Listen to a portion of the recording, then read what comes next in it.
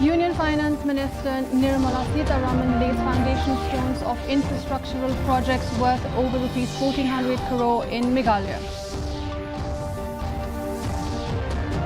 Finance Minister Nirmalasita Raman flags off export of Meghalaya pineapples to UAE, showcasing global potential of Northeast's agri-produce. Finance Minister Nirmalasita Raman applauds Khasi values, calls indigenous wisdom key to sustainable development. And Moli residents stage protest against interstate border resolution between Meghalaya and Assam.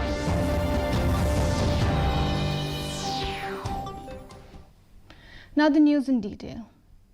Union Finance Minister Nirmalasita Raman, who is on a 4-day visit to Meghalaya, today virtually laid the foundation stones for 5 infrastructural projects in Meghalaya under the scheme for special assistance to states for capital investment and Prime Minister's Divine Scheme worth rupees 1,421.16 crore at the Lariti Performing Centre in New Shillong Township.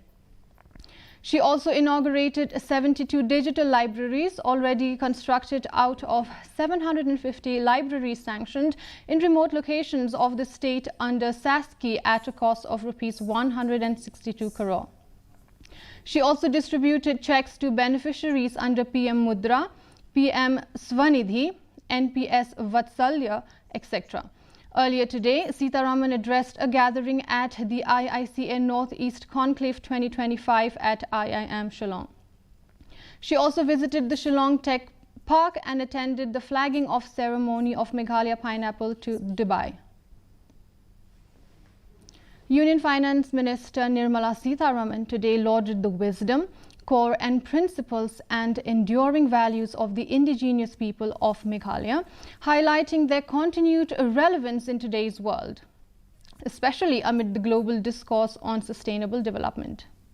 Expressing admiration, the Finance Minister praised the core values of the Khasi people and noted that these principles are not only timeless but offer valuable guidance for modern societies.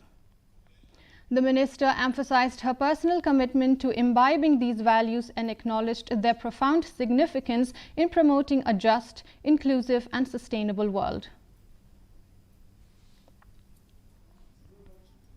It's a foundational principle, which is what is today's sustainability, shared prosperity. You get all this from the Western world today. They tell you that every policy, unless it is going to be for the common good, we shall not fund from the World Bank, we shall not fund from so and so and so on. In very many different ways they say it. But isn't that the wisdom of the Khasi people? Is it something new for us? Didn't we know about it? But when it is being reminded, we have to doubly remind ourselves that that's all right. We respect that. But our people have said it here. In the Khasi land, our people, our headmen have told this to every villager. Our people have said this among one another. Our youth may be in a hunger to move forward so that they can achieve their goals. But the wisdom of our people cannot be forgotten. We have to remind ourselves that wisdom of Khasi language. Meanwhile, Union Finance Minister Nirmalasita Raman reaffirmed the Modi government's strong commitment to the development of Northeast India. In her address, she emphasized that the frequent visits from Prime Minister Narendra Modi and Union ministers to the region over the past decade are a clear reflection of this dedication, not just toward infrastructural growth, but also in ensuring that government schemes reach saturation levels. Sitaraman further stated that the principle of Sabka Saath, Sabka Vikas, together with all, development for all, is taking root on the ground with tangible benefits reaching people across the country, including the Northeast. The reason why I'm elaborating on this one particular principle of Prime Minister Modi's governance is he says that he understands the pulse of the common people.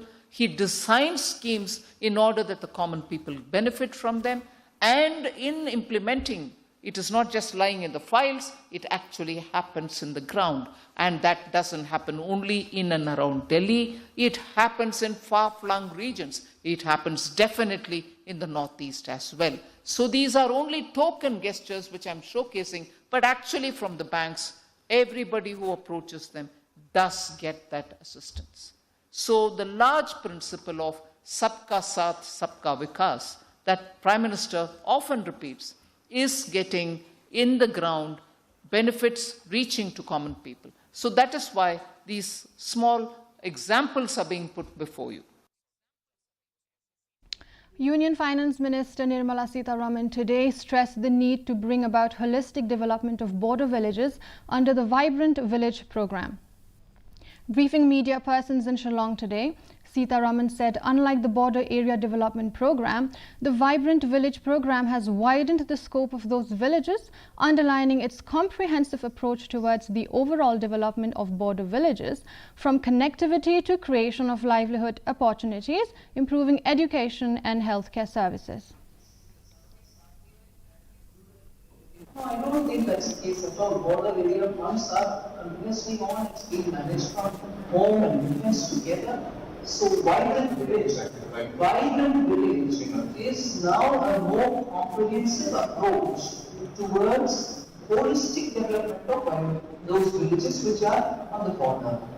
What it does is, as different from a border road or village, the earlier program, is not just develop access of road or telephone connectivity, but this gives livelihood options for the communities which are living there, improving not only connectivity, but as I said, many of the basic indices of education, health, giving people livelihood opportunities and so on. So the Vibrant Village program has now widened the scope of development for those border villages. Shillong Cantonment Board has approved the draft Shillong Cantonment Building bylaws 2025, the first in over 5 decades, marking a crucial step toward regulated and sustainable development within the military-administered area of the city. The draft is now awaiting clearance from the Ministry of Defence.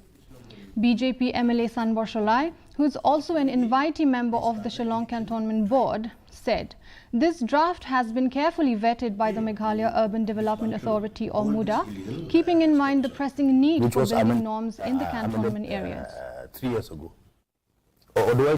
This draft was approved just on the 1st of this month, July, in the last board meeting, which was held in the office of the Shillong Cantonment Board.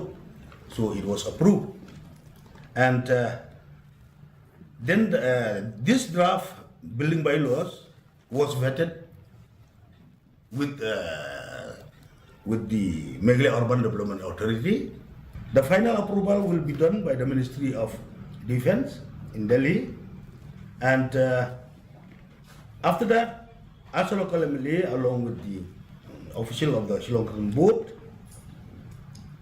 and members of the Shillong Cantonment Area Development Committee, will be meeting the Defence Minister Shri Rajnath Singh Ji, and as to enable us to speed up the matter and to get the final approval from his table.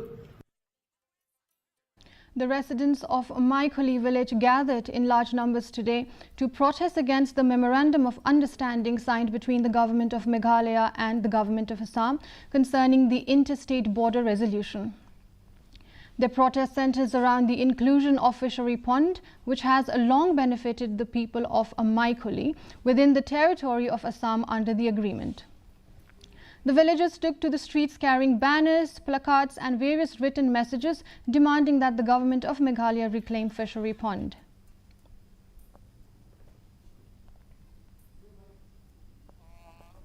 We are not going to give our fishery pond to Assam because it is a well-known our Moli village fishery pond. Now, since more than 50 years we are maintaining. That's why we never going to surrender to Assam.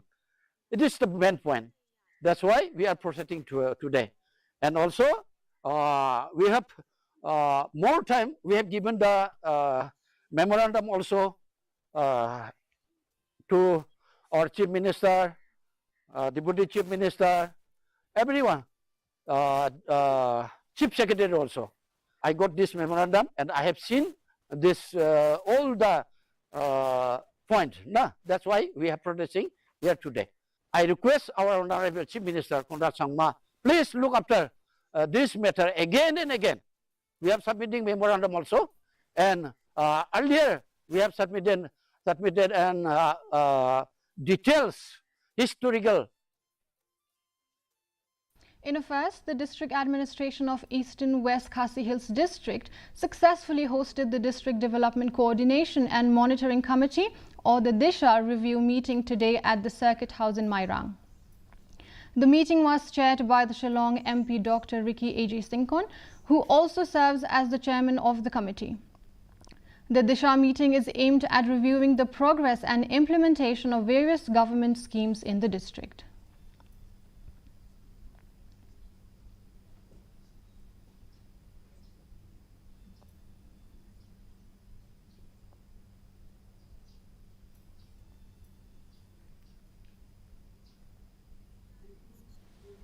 West Jaintia Hills District Administration today held a felicitation program honoring the winners of the Bedin Clam Festival essay writing competition, which saw participation from 200 students from Jowai. The program took place at the DC Office Conference Room in Jowai. The competition was initiated by local MLA Waidlatmike Shilla.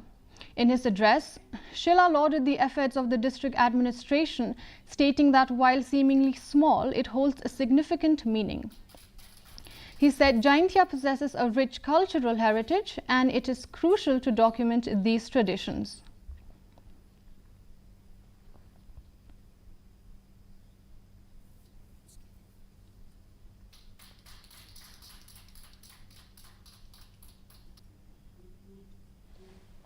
The annual Bedin Clam Festival commenced today in Jowai, accompanied by the sounds of drums, bom and flutes bhuri.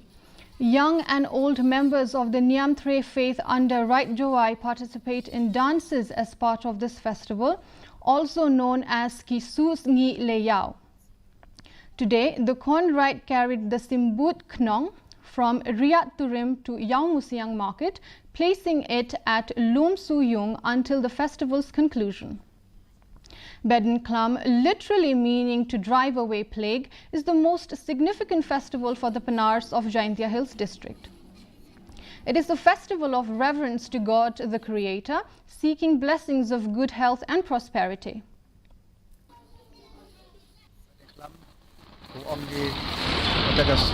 Sosni le yao ni tak kaji sedang di angka hadin wa gadep ya ka ingo edem ya ki urim wajak naga usiang kapha dan eliang ki konrai kuman ka dong chiliang rai da utho ki ya ka sembut knong ni thau di wa da him ki dan naga khlo da hai to ogani man ga kaji sedang ko wa snasuk sao komen wa haju ipor yo ro islam ko di wa Rakam berjingat yang ini wa keumkmat yang di beri mujak le emlang di suruh ini. Dia kata ka jing senyau suk senyau komen ni wa depoi wa sedang gani ka le niam bet Clam yang ini wa I ne dia yang ka sendra juahi khut weri ya pi kilok kijo o ya sekilang pi ya gisi ko bot nadok mustep mudong musiang wa khamtam mu chai o pun dabi ya gani niam bet Clam wa do pok yo chongkun yo chongkhia Kai wa dang chong chit cho I dai wa jing em lang yang pi di lok ki jo wan ka lan yang ga bri nya trap nya slo. A look at the weather report. In Tura, the minimum temperature stands at 25 degrees Celsius with the maximum temperature at 32 degrees Celsius. The relative humidity is 71% and the rainfall recorded was 1.4 millimeters. Moving on to Shillong, the minimum temperature stands at 20 degrees Celsius with the maximum temperature at 24 degrees Celsius. The relative humidity is 90% and the rainfall recorded was 8.4 millimeters. Lastly, in Jowai, the minimum temperature stands at 20 degrees Celsius, the maximum temperature at 24 degrees Celsius, the relative humidity is 89% and the rainfall recorded was 1.7 millimeters. And the forecast in Tura, Shillong and Jowai says moderate rain and thunder shower is likely to occur at most places. Before we conclude, a quick recap of the headlines once again.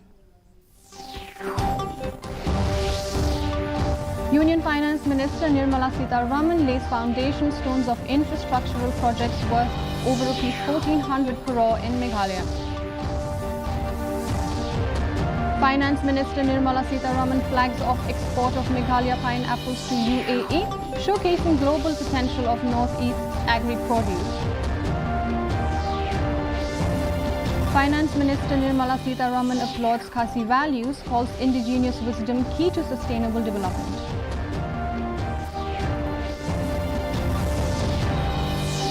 And Moli residents staged protests against interstate border resolution between Meghalaya and Assam.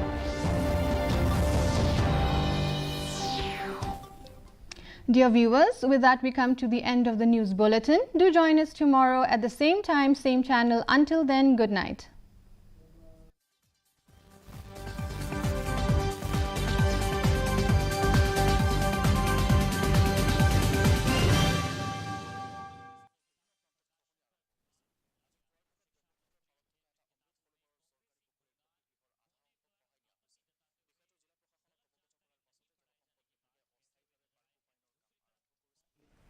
Yeah.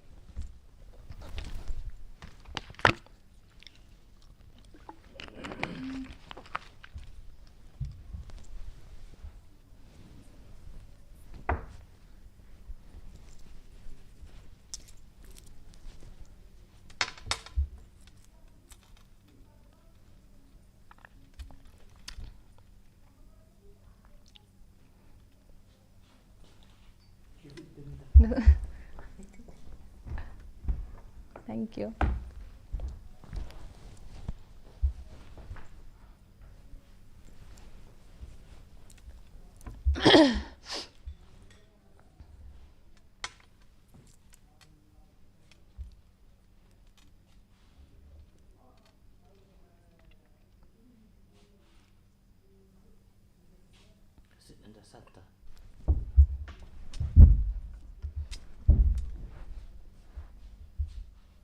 Okay.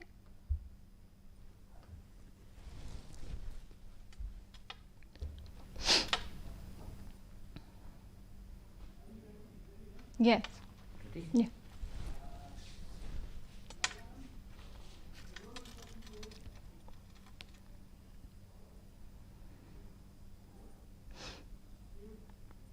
Hello and welcome to Shillong this week. Here are the top stories of this week. Amid media reports suggesting the re-emergence of fundamentalist elements along the India-Bangladesh border, BSF Meghalaya Frontier IG OP Upadhyay clarified that no confirmed intelligence has been received regarding insurgent regrouping from Meghalaya in Bangladesh.